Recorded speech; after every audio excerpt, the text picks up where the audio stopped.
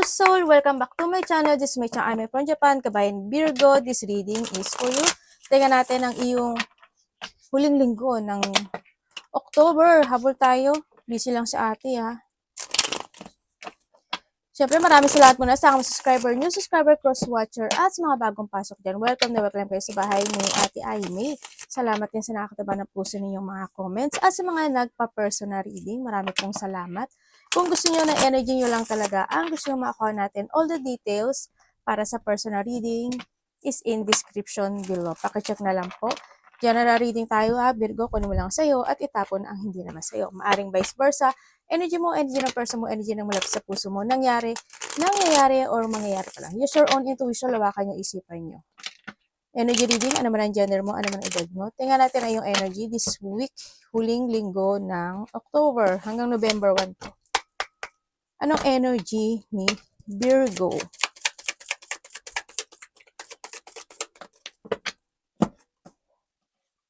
The world. Okay. Energy mo is the world.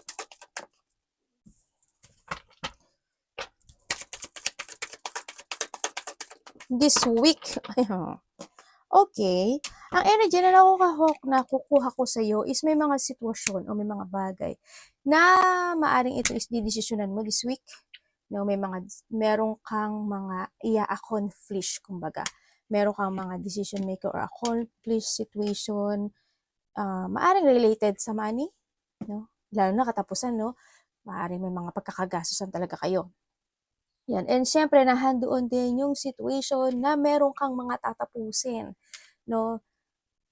Na mga bagay-bagay. This week ang sinasabi dito. Maaring may kakausapin ka related to a money or someone's kakausapin ka related sa money o kaya naman merong kang accomplishment or aayusin na isang bagay, isang sitwasyon sa buhay mo this week.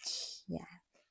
And then, siyempre, andito rin yung sitwasyon na you will achieve. Parang merong achievement. Ako nakikita sa iba sa inyo, maring may mga ma-achieve kayo or merong fulfillment situation ako nakita. May mga bagay na iintindihin nyo. It's more on maturity ang nakikita ko sa iyo this time, this week.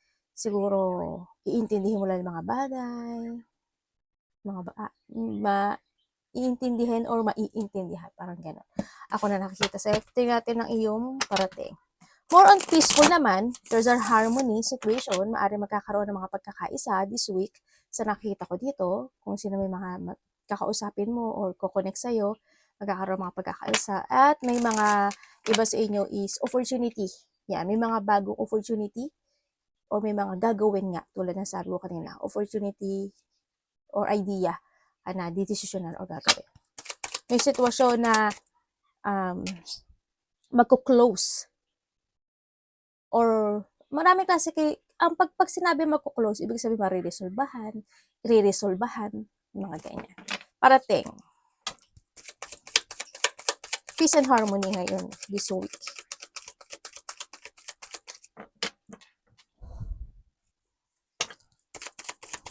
Parating kay Virgo this week. The Tower. Anong ibig niyo pang sabihin? This week po.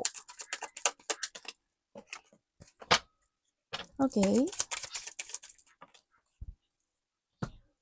Ay, baliktad. Okay, ang parating sa iyo. Parating sa iyo,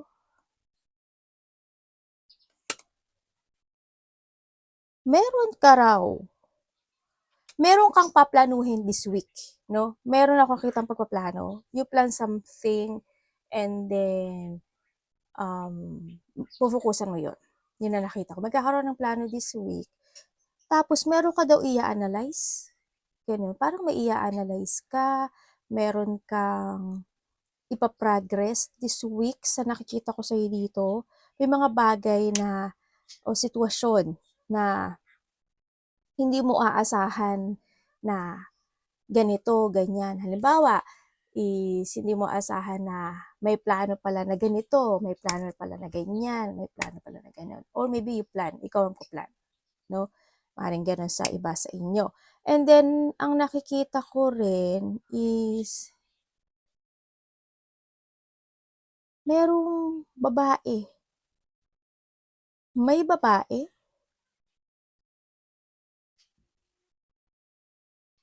May babae, a mother figure eh. May babae, maaring kakausapin mo or kakausapin ka niya.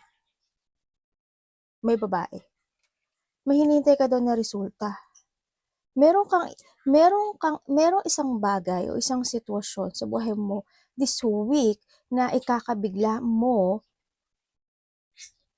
na maganda naman siya kasi parang ano siya, satisfaction, ganyan. May satisfaction ka na mararamdaman dun sa bagay na yon. Mabibigla ka, parang there's a wish come true, malaki man o maliit yun, or satisfaction, kasiyahan, ako nakikita sa'yo, or may mga fulfilled dreams sa iba, ganun. Or sa iba naman is sa material happiness and success. Yun nga, isa rin yung positivity.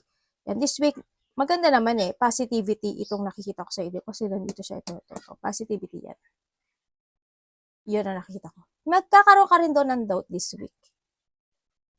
Yan. Siguro mayroon kang, hindi naman siya in a bad doubt, hindi siya bad doubt. Para andun ka lang sa point na, siguro yung doubt na yun eh, itatry mo siyang i-analyze. Ganyan.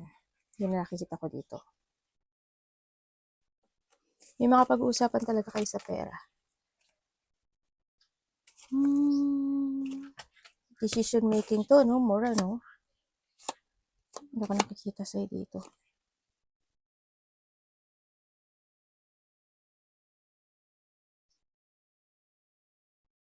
Makaka-receive ka ng text message. Sa isang tao na mas bata sa'yo. Or vice versa, ikaw magte-text or makipag-communicate. Dapat iwasan ni Virgo this week. Parang meron kayong adventures or meron kayong something preparation sa iba na gagawin. Ganyan. Parang yung iba naman nandun kayo sa planning of an option. May option ka na iisipin this week. Dapat iwasan ni Virgo this week.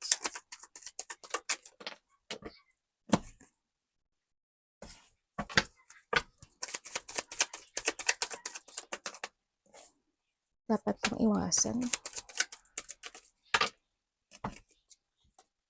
Okay, dapat pong iwasan this week is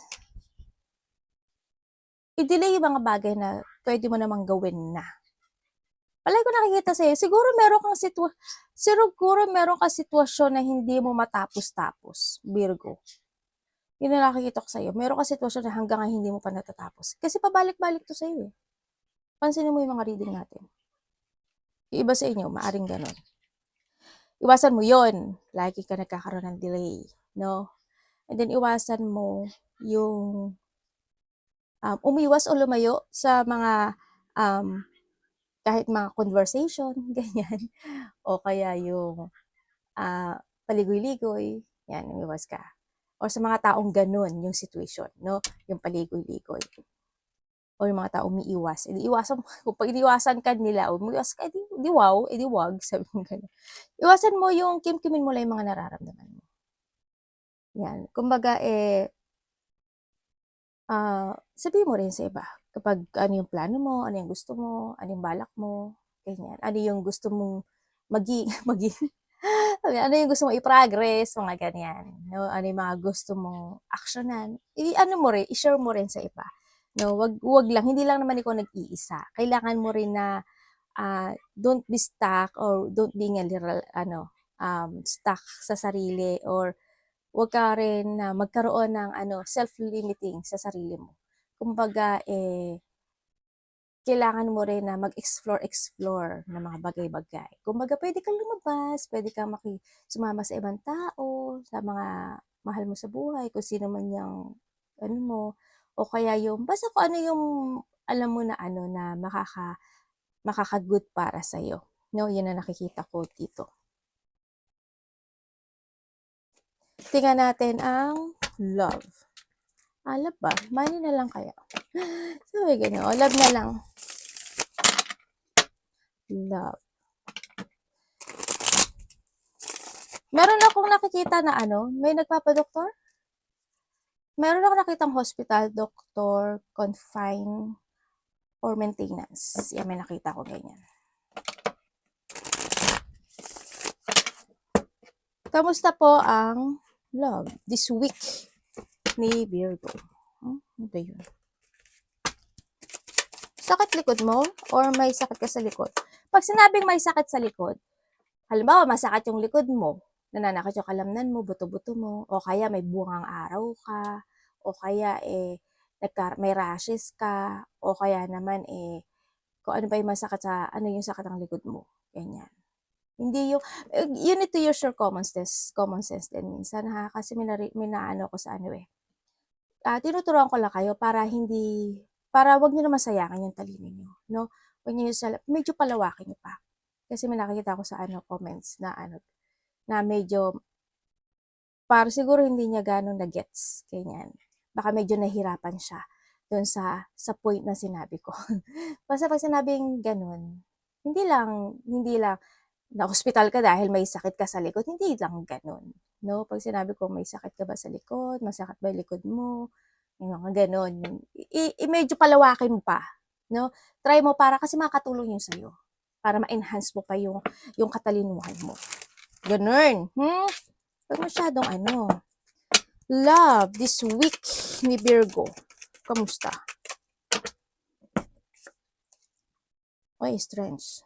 Kanina pa lumalabas. Related ka ba kay Leo? Kanina pa lumalabas siya ni Aries, Leo, Sagittarius. Ay, may nagsabi din sa akin. Sabi niya, Ma'am, don't say Leo. Leo. Sabi sa akin, bakit ba gusto ko Leo eh? Sabi ganun eh. Sabi yun sa Leo yun. Ano po ito sa kapatid, anak, magulang, karelasyon, kaibigan, pamilya ha? O sino man ito? Love. Okay. Oh. Okay, pagdating sa love, iba dito, maaring may tao na malapit sa'yo na mahihilingin sa'yo. Ganun. Yun nakikita ko sa'yo dito. Sa iba naman sa inyo is magkakaroon kayo ng mga new connection with someone. Yun ang nakikita ko sa'yo dito. And then, yun nga sabi ko sa'yo is maaring may tao na mahihilingin sa'yo. Pwedeng ito is kapatid mo, pwedeng karelasyon mo, pwedeng ikaw ito, hihiling ka sa kanya. Yun. Or, yun ang nakikita ko sa'yo dito.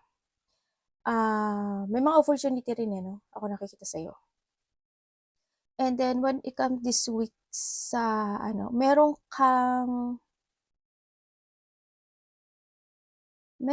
parang there's a decision making to make ka na gagawin this week.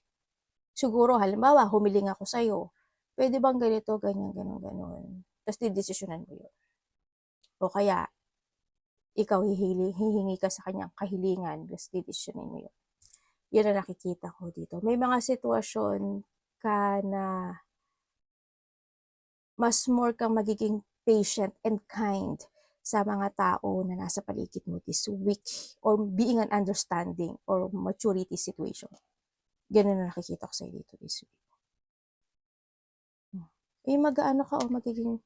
Magkakaroon sa'yo ng another message magkakaroon sa'yo ng panibagong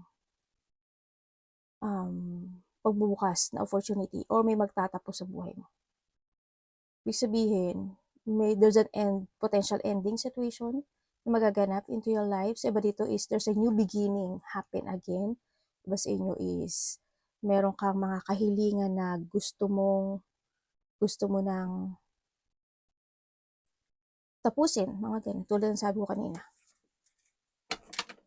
Meron ako nakikita ng pagbabago. May magbabago daw sa buhay mo. May aayusin ka. Tulad ng sabi ko kanina, may mga unexpected change or may ending situation. May paglipat ako nakikita sa'yo. Yun ang nakikita ko sa'yo. Either lilipat ka sa paumaga, panggabi, pangtanghali, or may ililipat ka, or lilipat ka ng trabaho, or lilipat ka ng place, may paglipat. As in, kung ano man paglipat yan, may paglipat. May pagtatapos din.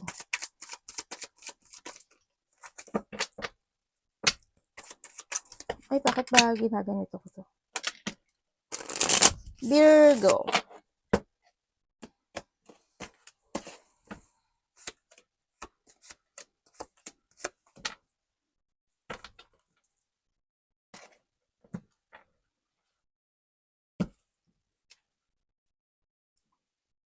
Bakit anak?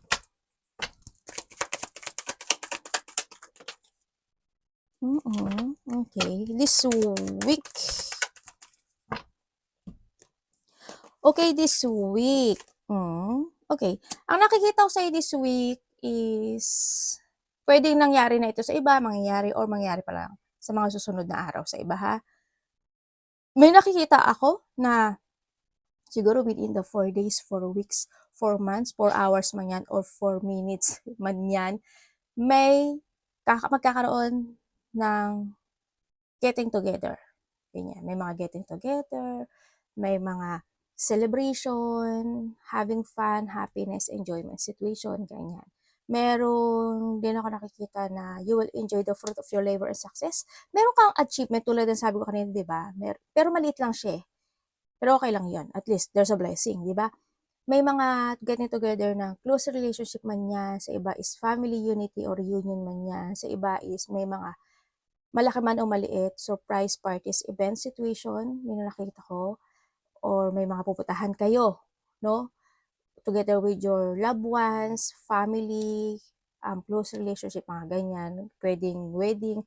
Sa iba, meron ako nakikitang coming home, pwedeng ikaw is pupunta ka ng probinsya, pupunta ka sa sa ibang bansa, o kaya pupunta ka sa bahay nito, ganyan. O kaya vice versa, may tao na uuwi sa bahay mo, may taong galing ibang bansa, may taong galing ibang kanto, kanto, basta may coming home.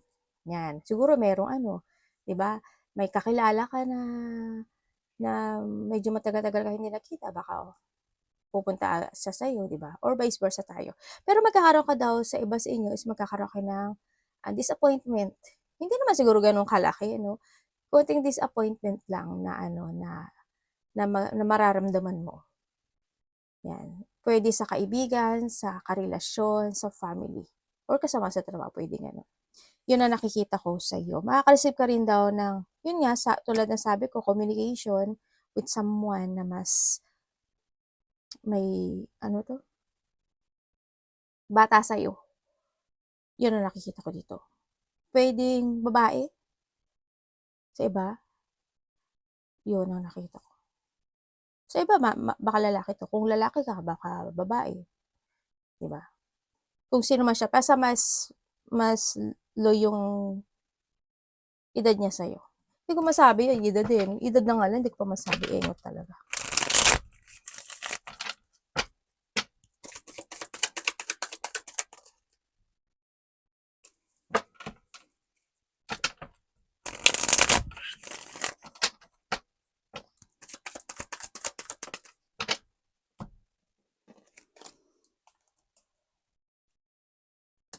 Okay. Ang nakikita ko sa'yo dito, may mga sitwasyon daw na you try to make it balance. May mga sitwasyon na iiwasan mo sa iba, or ang nakikita ko sa'yo dito is parang itatago mo yung nararamdaman mo. Kasi andito rin siya. Devil.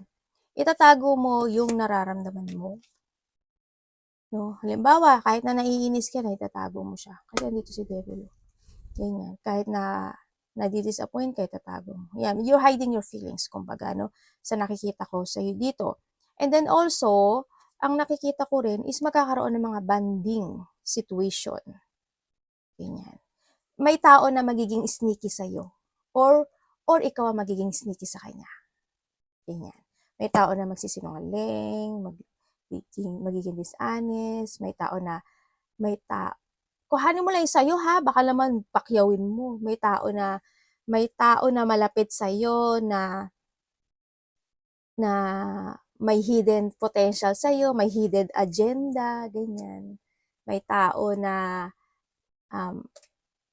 manipulative or imamanipulate ka. Maraming klase kasi yung pang-manipulate, i-explain ko na para mas maintindihan nyo palalo. Halimbawa, sige na, ganyan. Halimbawa, sa pera, halimbawa. Sige na, dagdagan mo na to, ganyan, ganyan. Ito na lang, mas maganda to. Pero ayaw mo. Mahal kasi. Halimbawa lang, yan.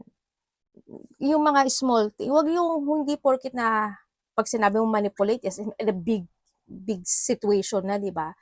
Kasi yun yung isa example ko yun sa mga manipulative situation o kaya magiging sneaky, di ba? Ano pa yung pagiging sneaky? Pagsinungaling o kaya naman yung parang nagtatago siya ng ng totoo niyang nararamdaman, 'di ba?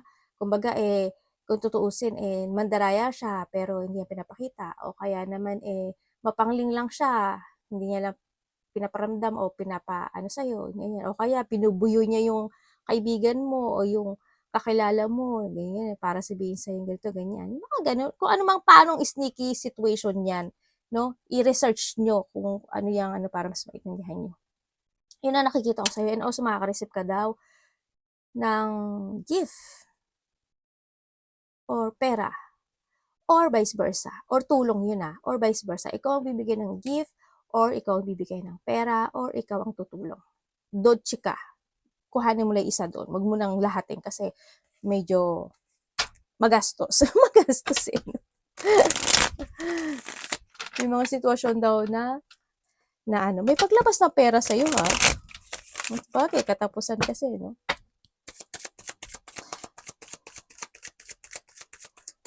Mag-ingat ka sa nakaw Anak, excuse me.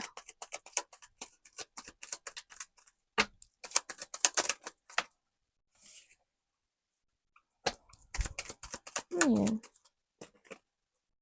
Ooh, okay. Okay.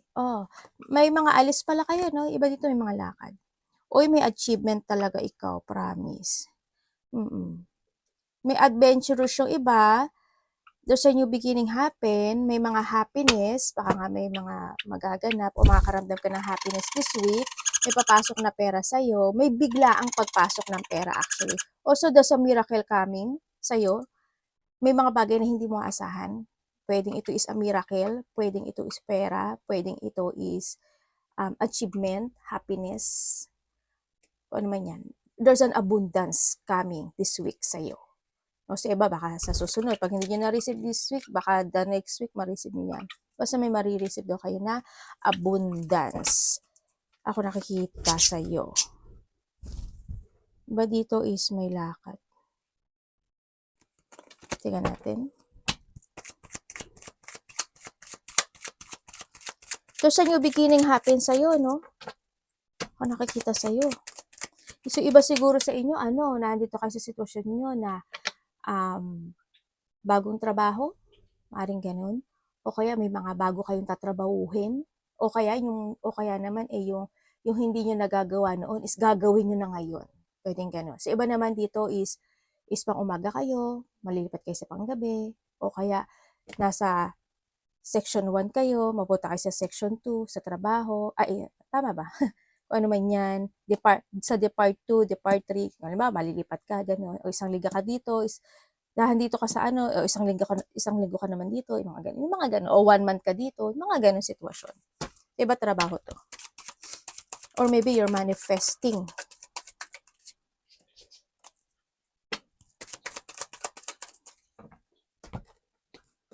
You're waiting for something. Dalawang babae.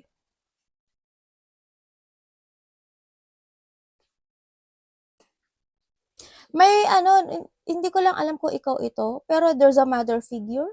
Ako na nakikita na may sakit. No. Maaring itong tao na to matagal na siyang may sakit. Or forever siyang kailangang alagaan or i-maintenance. And also, is this week makakaramdam ka raw ng konting tampo? Or medyo moody type? Ako nakita, or someone is magiging moody. Ganyan. May mga konting situation na magiging weak ka. Yun ang nakikita ko dito. May iiwasan ka talaga. Oh, maaaring may pag-iwas, hindi man bonggaynous yung iwas mo, kasi kind yung nakikita kong energy mo. Siguro mag-i-slight na pag-iwas ka, ganyan. Pero may pag-iwas, makakaramdam ka raw ng pagod this week. Ako nakikita, may mga bagay ka daw na iisipin eh. Ang nakikita ko sa'yo dito eh. Mag-ingat ka na lang din kasi may tao na makakaramdam sa'yo ng insecurity. Or ikaw makakaramdam nito. Siyempre, nagkamot pa ng ilong si ate. Yun ang nakita ko dito. May problema ka sa ano? Yung iba dito, you have a business, malaki man o maliit yan, o may mga pinoproblema kapag dating sa pera. Dito. Kasi may paglabas ng pera also this week. Bukod pa sa ano, bukod pa sa mga binabayaran nyo ha, monthly. Bukod pa doon. Baka iba dito is may paglabas akong pera nakikita sa'yo. Okay lang yon at least, di ba, yung blessing to come, tapos blessing out. Kasi damo na hinihigpitan mo kasi yung pera mo. Huwag naman kayo masyadong labas-labas lahat ha. Ganun, more blessing to come daw. Sabi, pero alam ko naman paano mo i-handle yun. Arigato naman say God bless.